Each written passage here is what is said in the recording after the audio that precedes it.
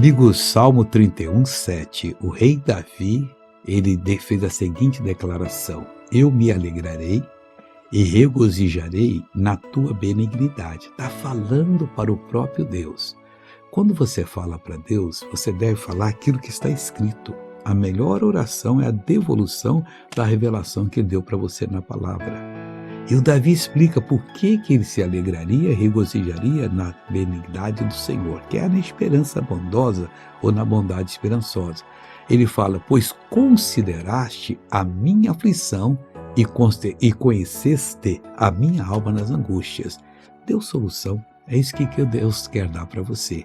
E como é que eu faço? Você agora entendendo isso já pode começar a se alegrar antecipadamente com aquele regozijo santo. Não, Deus, eu vou conseguir, porque o Senhor tem uma esperança bondosa a meu respeito, uma bondade esperançosa, vou me livrar desse mal.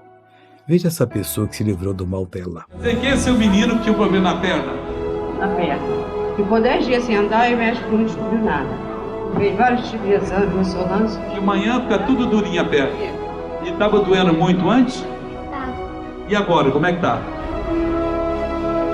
Não dói mais? Não. Como é que você andava com essa perna dura? Imita para mim. Imita. Imita. Assim. Como é que você corria com essa perna dura? Assim. Bem travado. Agora corre normal. Agora quero orar com você, Pai. Em nome de Jesus, eu oro por essa vida, eu repreendo todo o mal que está nela e digo: saia, vá embora, desapareça, em nome de Jesus. E você diz: amém.